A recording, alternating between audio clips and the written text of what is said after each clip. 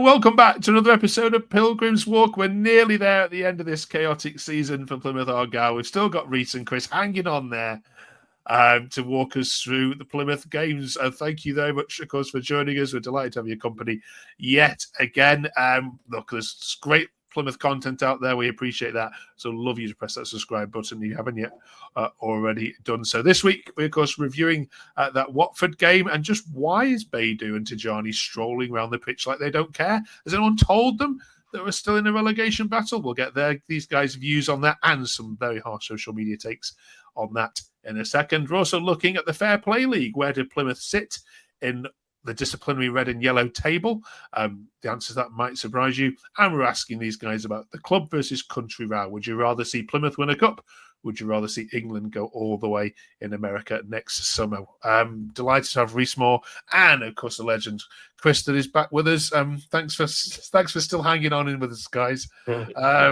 You were at Watford, Chris. What did you make of it? Well, I've got to be honest, Mark, if that had been earlier on in the season, you'd have taken it. You know, it was the proverbial game of two halves. We did really well in the first half where we outshone them. We were far the better side in the first half. Second half, they got into it and they had lots of chances. You would expect that from an home team. But a 0-0 away at Watford, who's now, they're ninth, are they?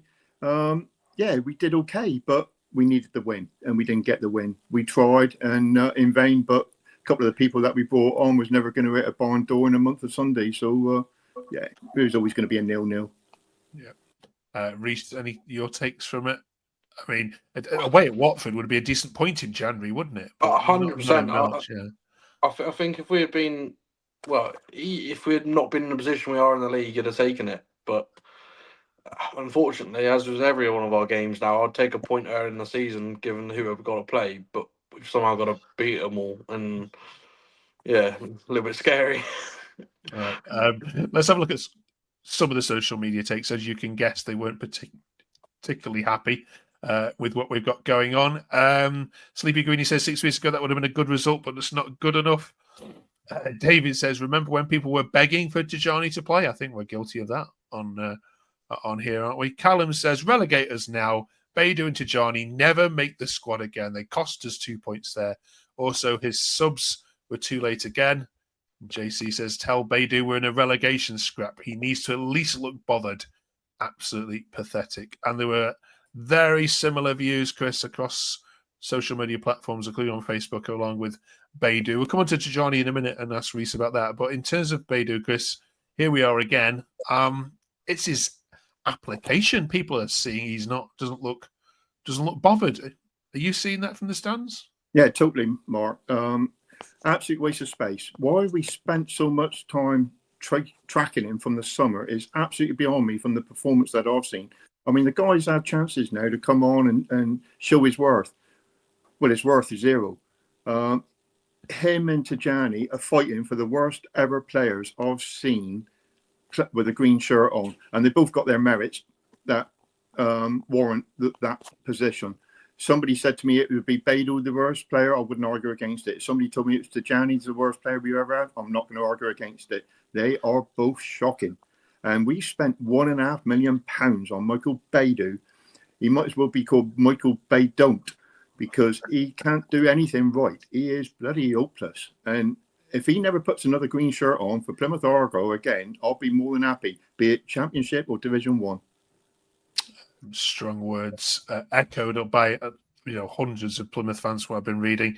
Carries on. Rob says, release Tijani and Baidoo. I effing beg of you, says Rob. James says, solid point in the grand scheme of things, but TJ and Baidoo just don't care.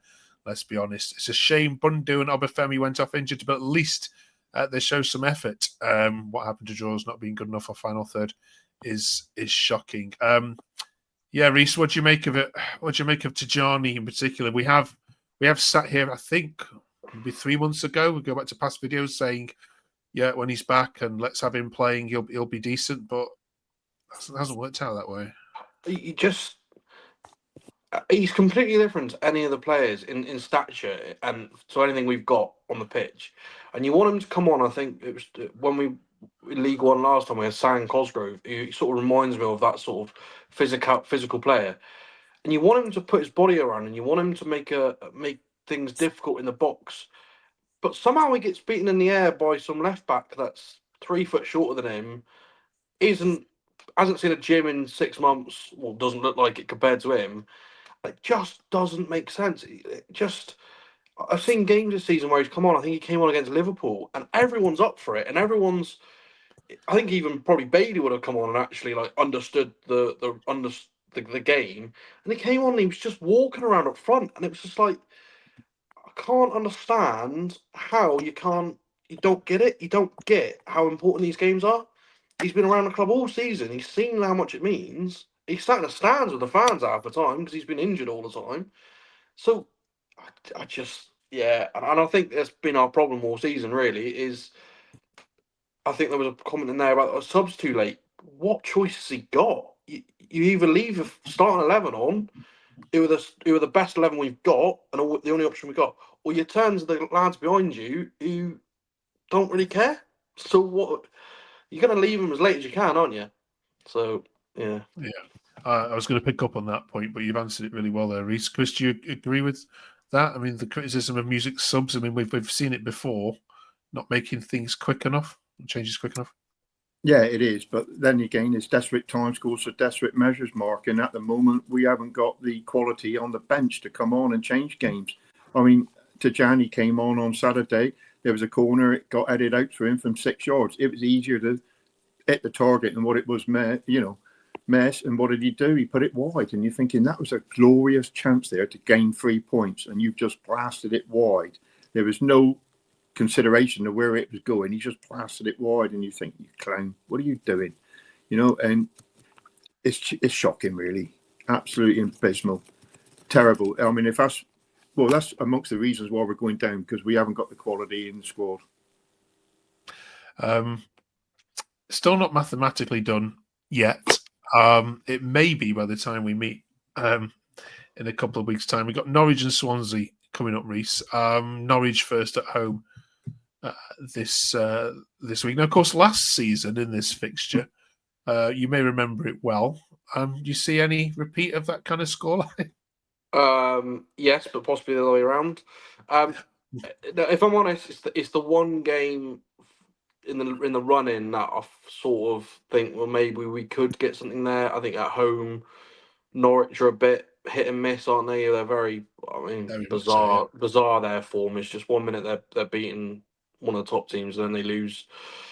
So it is one of those games I fancy us, but at the same time, I think it's going to be, well, we'll make it scrappy, because that's every single game at the moment seems to be scrappy, and yeah, it's not going to be a 6-2 drubbing, unfortunately. Their fans aren't positive about it either. I've got to be honest with you. They are not playing well at all. So if you can just like Watford, as a team that hasn't been in good form at all, you just capture these teams right. Swansea might be a little bit more difficult. But yeah, Chris, you're not giving up yet, have you? No, not totally, Mark. I've got belief, but I think my belief is flipping fast wading. I mean, Norwich City and Swansea, the next 2 games, you'd like to think those on paper are the 2 easier games. I watched Sheffield United play Coventry on Friday night, and I thought, flipping out, the gulf between both of those sides and us at the moment it is so wide. It's a chasm. And, we've got them both to play at home. I can't see us getting anything there. We're certainly not going to get anything against Leeds United. So there's 3 home games out the next 4 that we're going to get anything. But Norwich on Saturday gives us big hope. And then if we can get something there, then confidence going into next Wednesday against Swansea will, hopefully continue. Hopefully can we get 4? Can we get 6 points over the next games? You'd love to think so. I'm loving to think so, be at both of them. But it's more in the heart, really, than my brain at the moment. Oh, well, we wish you well. Norwich is now a must win, isn't it? I don't believe Plymouth are going down, but if you don't beat Norwich, then I might be joining that pack. Unfortunately, myself.